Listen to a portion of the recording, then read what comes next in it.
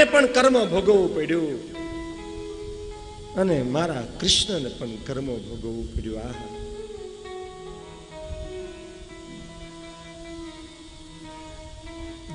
ગાંધારીના જયારે 100 દીકરાને ભગવાન કૃષ્ણે મરાવી નાખ્યા, ત્યારે ભગવાન કૃષ્ણ ગાંધારીની પાસે જાય છે, મા પાસે. એક અબલા ના મા એટલે પવિત્ર શબ્દ. માની પાસે ગમે તેમ ન જવાય. 2 જગ્યા 2 વખત માની પાસે જવાય. મા પાસે માગું, ભૂખ લાગી હોય ને તો મા પાસે જવાય. મા, મને ભૂખ લાગી છે, હા, ત્યારે મા પાસે જવાય. અને જ્યારે બીજું આશીર્વાદ લેવો ને ત્યારે મા પાસે જવાય, બાકી મા પાસે ના જવાય. कृष्ण गया છે ગાંધારીની પાસે. मेरे भाई बहन ध्यान से सुनिएगा. હોય હો કૌરવને જ્યારે મરાવી નાખ્યા, પણ જ્યારે કૃષ્ણ ગાંધારી પાસે જાય ને ત્યારે મોઢું શું બતાવી શકે ગાંધારીને? ત્યારે ગાંધારીએ કૃષ્ણને કીધું, પ્રભુ તમે ભગવાન હોય કશો વાંધો નહીં, ભગવાન તમે તમારી રીતે રહ્યા, પણ આજે એક માં, સ્ત્રી નહીં, જીવ નહીં, પણ આજે એક માનો આત્મા જે અંદર એટલો બધો બળે છે ને કે મારા હોય હો દીકરાને તે મરાવી નાખ્યા. માટે હે કૃષ્ણ, હું તને શ્રાપ આપું છું, જા, તારું પણ આજથી થોડાક સમયમાં આખા યદુકુલનો નાશ થશે. આ ગાંધારીનો શ્રાપ કૃષ્ણને લાગ્યો છે. જ્યાં શ્રાપ લાગ્યો ને ત્યાં ભગવાનના રૂવાડા ઉભા થઈ ગયા. સાહેબ, રૂવાડા ઉભા થઈ ગયા ભગવાનના.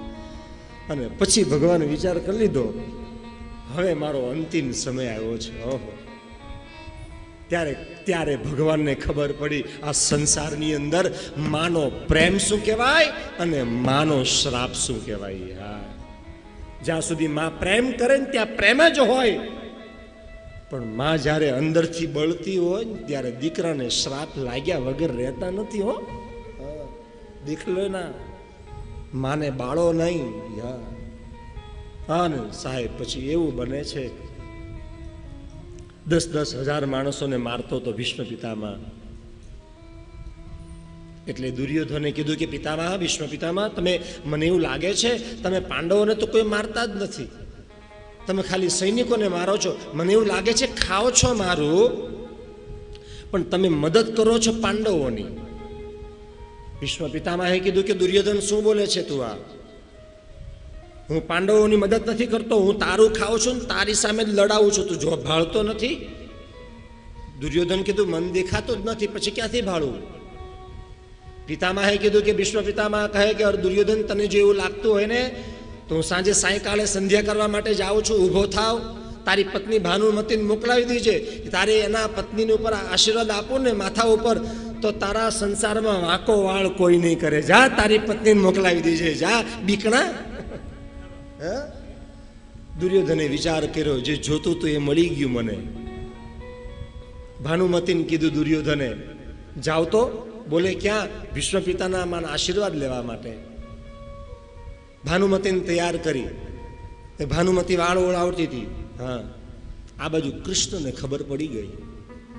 જો ભગવાન કૃષ્ણ છે ને બહુ ચાલાક છે. હા,